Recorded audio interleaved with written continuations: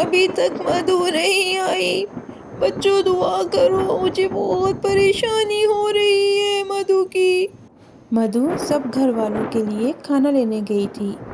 اس کا جانا ہی تھا کہ موسم شدید خراب ہو گیا اور بارش بھی شروع ہو گئی۔ اب مدھو کی ماں کو فکر ہونے لگی تھی کہ مدھو ابھی تک نہیں آئی۔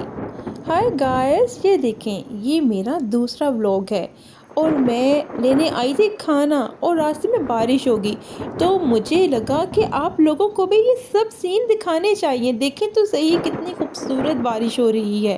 ہاں، یہ ڈر ہے کہ کہیں مجھے ٹھنڈ نہ لگ جائے، کہیں مجھے بخار نہ ہو جائے۔ آج آسمان بھی بالکل خالی ہے، کوئی پرندہ نظر ہی نہیں آ رہا۔ بارش کی وجہ سے وہ بھی سب اپنے گھروں میں چھپے ہوئے ہیں۔ بس بریانی کی شاپ آنے ہی والی ہے۔ یہ دیکھیں، یہ آ گئی ہے بریانی کی دکان۔ یہ سب سے مشہور بریانی ہے، میں یہاں سے ہی کھانا لے کے جاؤں گی۔ مدھو مشہور بریانی کی دکان پہ جاتی ہے اور بریانی لے کے واپس اپنے گھر آتی ہے۔ وہ جیسے ہی دروازہ کھولتی ہے، سب خوشی سے جھوم اٹھتے ہیں۔ مدھو آ گئی، مدھو آ گئی۔ مدھو اپنی ماں کو کھانا دیتی ہے۔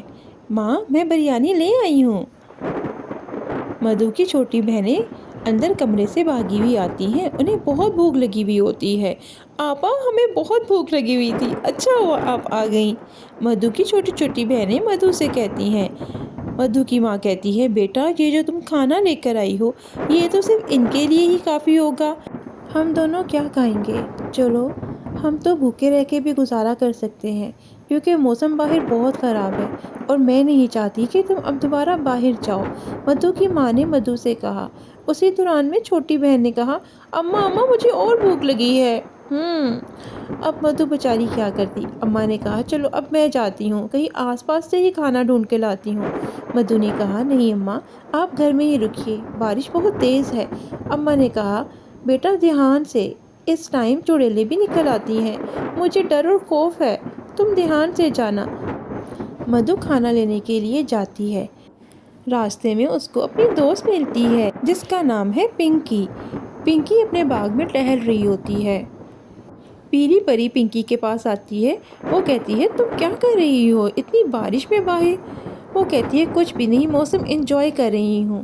پیلی پری کو پنکی بہت اداس لگتی ہے۔ پنکی کہتی ہے، تم اتنی بارش میں گھر سے باہر کیا کر رہی ہو؟ وہ کہتی ہے، یار، کھانا لینے کے لیے نکلی تھی، کھانا تھوڑا پڑ گیا، اب دوبارہ کھانا لینے جاؤں گی۔ پنکی کہتی ہے، اچھا۔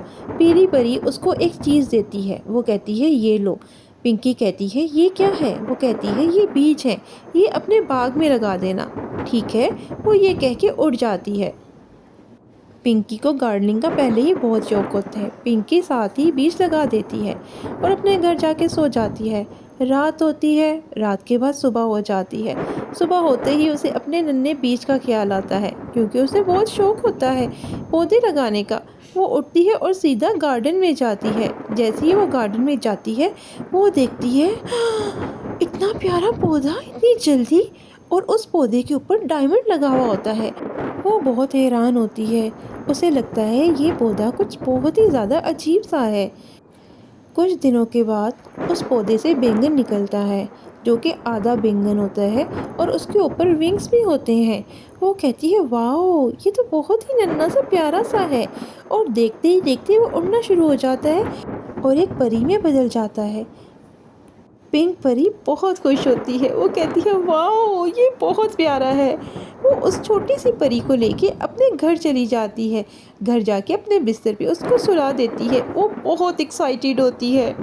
اندھیرا پھیل رہا ہوتا ہے۔ ایک چڑیل بھوک کی تلاش میں ادھر ادھر گھوم رہی ہوتی ہے کہ اسے نیلی پری کا گھر نظر آتا ہے۔ وہ نیلی پری کے ونڈو میں جا کے بیٹھ جاتی ہے۔ ونڈو کے اندر دیکھتی ہے تو نیلی پری سموسے فرائی کر رہی ہوتی ہے۔ وہ کہتی ہے، واؤ، بہت اچھی خوشبو آ رہی ہے، میری بھوک کا انتظام تو ہو گیا۔ اور نیلی پری موسم اچھا ہونے کی وجہ سے سموسے بنا رہی ہوتی ہے کہ آج میں جی بھر کے سموسے کھاؤں گی۔